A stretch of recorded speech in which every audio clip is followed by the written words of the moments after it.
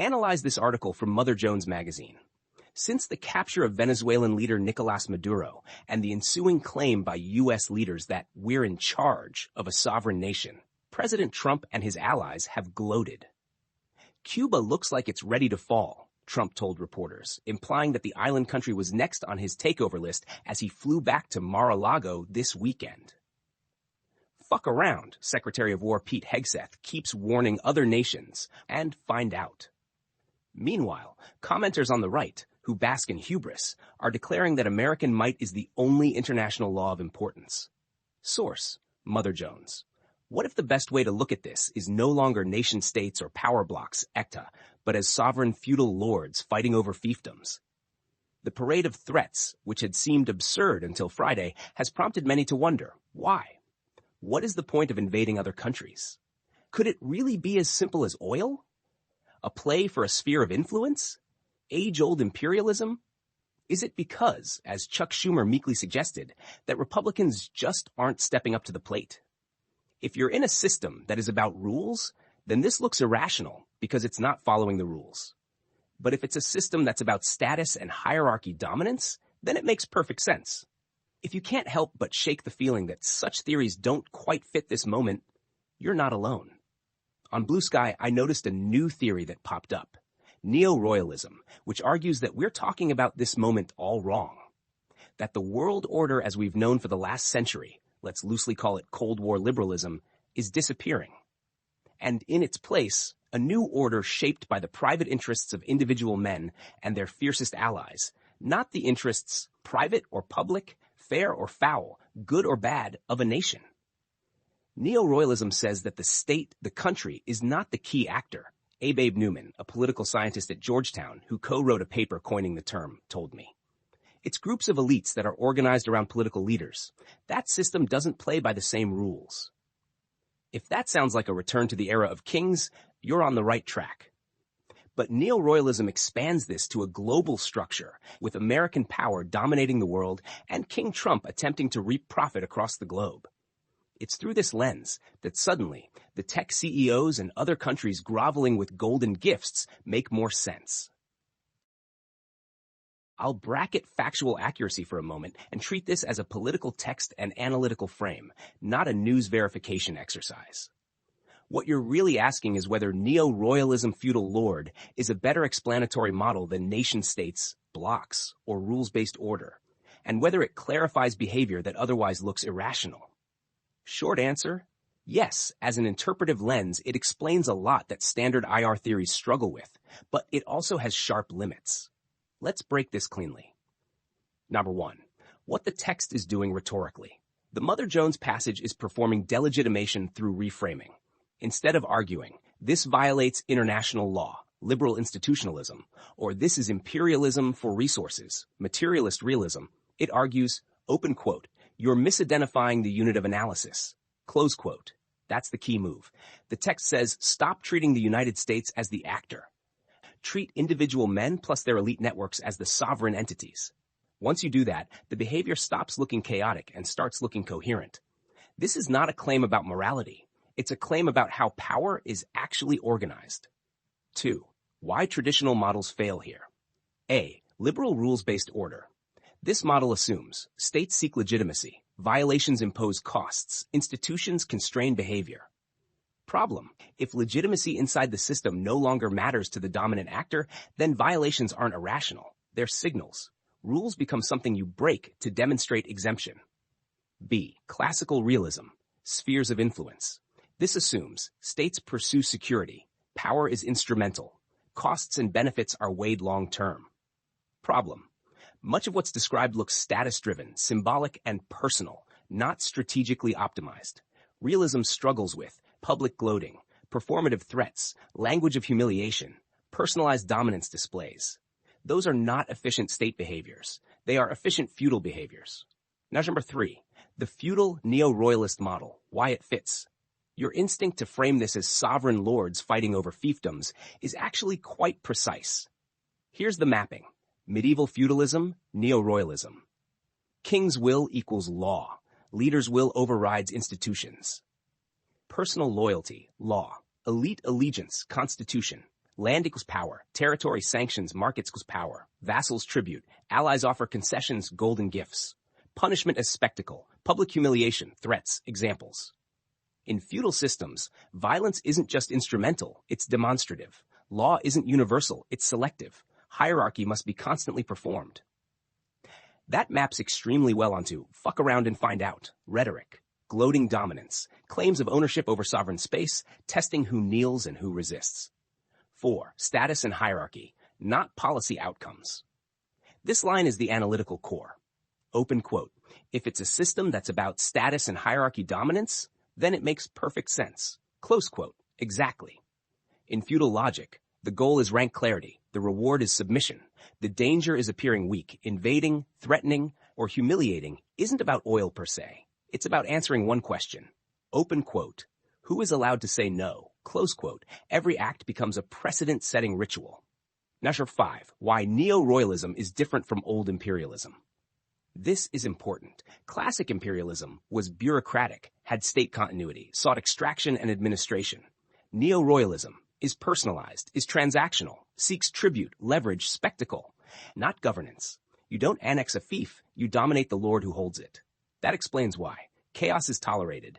Institutions are hollowed out. Long-term stability is sacrificed for immediate submission.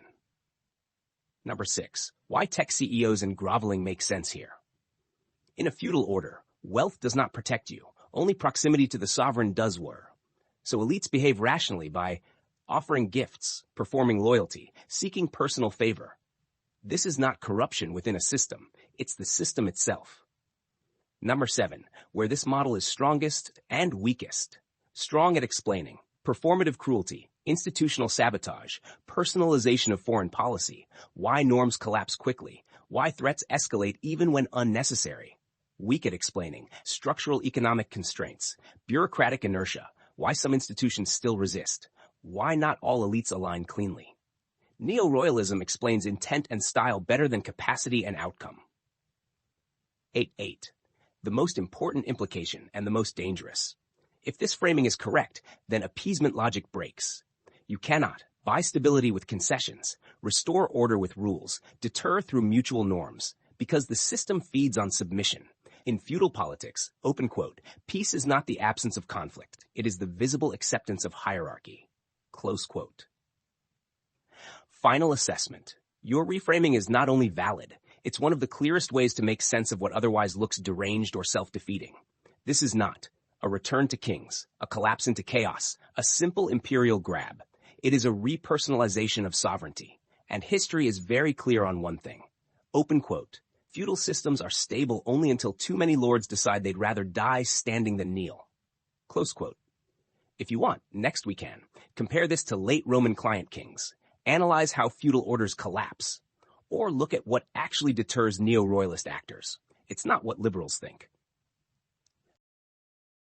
Let's say this theory is the best way to view the situation.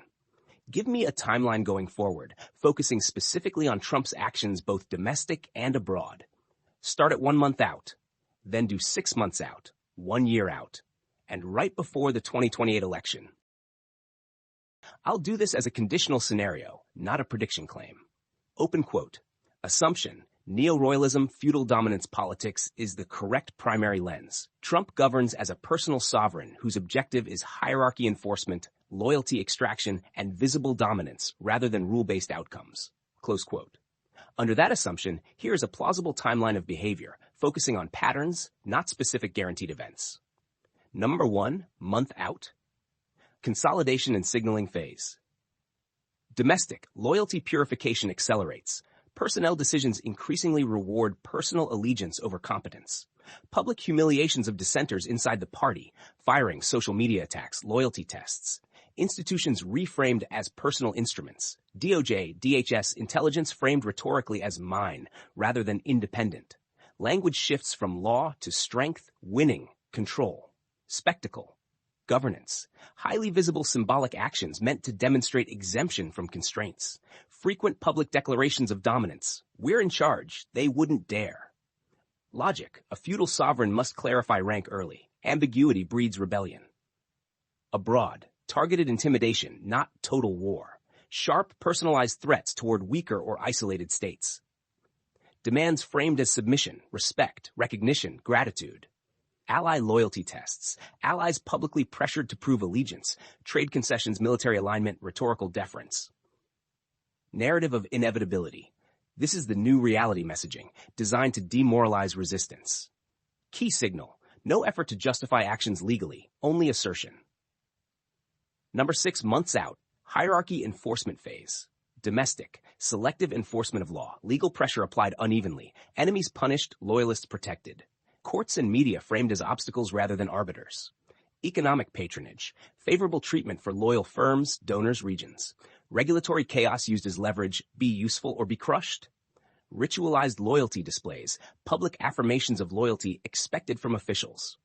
Those who hedge are punished symbolically, even if politically costly. Logic. Feudal power is maintained by fear plus reward, not consistency. Abroad, tribute politics. Sanctions lifted or imposed based on personal compliance, not policy change. Trade and security guarantees become transactional and revocable. Public degradation of norms. International institutions mocked, bypassed, or openly threatened. Encouragement of client rulers. Strongmen who mirror feudal behavior rewarded. Democratic allies treated as unreliable vassals. Key signal. Foreign policy coherence decreases, but dominance coherence increases. Number 1 year out, fragmentation and resistance phase. Domestic. Elite fracture becomes visible. Not all elites benefit equally. Rival factions emerge. Internal court politics intensify, competing access to the sovereign. Governance degradation. Bureaucratic paralysis where loyalty conflicts with reality. Policy whiplash as decisions reflect personal grievances. Escalating rhetoric. More enemies identified. Language increasingly absolutist, traitors, vermin, enemies within. Logic. Feudal systems rot internally once loyalty replaces competence. Abroad. Pushback from peer powers. China, Russia, EU act more assertively within their own spheres. Not direct confrontation, parallel defiance.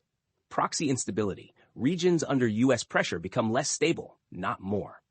Symbolic overreach. 1 or 2 actions aimed purely at restoring prestige after perceived slights. Key signal. Actions become more emotional, less strategic, but more dangerous. Pre-2028 election, succession crisis phase. This is where feudal logic matters most. Domestic. Elections reframed as legitimacy rituals. Winning equals proof of divine rightful dominance. Losing equals illegitimate by definition. Preemptive delegitimation. Media, courts, and opposition portrayed as conspiratorial usurpers. Expansion of enemy category. Not just opponents, but insufficiently loyal allies. Critical dynamic. Feudal systems do not tolerate uncertainty about succession. Abroad, heightened risk behavior. External conflict used to reinforce internal loyalty. Foreign crises framed as attacks on the sovereign personally. Allies forced to choose. Neutrality treated as betrayal. Some states hedge, others openly distance. Logic. External submission is used to compensate for internal fragility. The structural risk. This model highlights, if Neo-Royalism is correct, the most dangerous moment is not the beginning. It is, open quote, the moment when dominance no longer feels unquestioned, close quote. At that point, escalation is more likely, compromise is impossible, reality itself becomes negotiable. One final clarification. This model does not assume total dictatorship, immediate collapse, universal compliance. It assumes power is personalized, law is instrumental, violence and threat are communicative acts. That alone radically changes what is rational. If you want, next weekend, compare this timeline to late Roman emperors or medieval kings. Analyze what actually stops feudal escalation, or examine where this model could break and what replaces it when it does.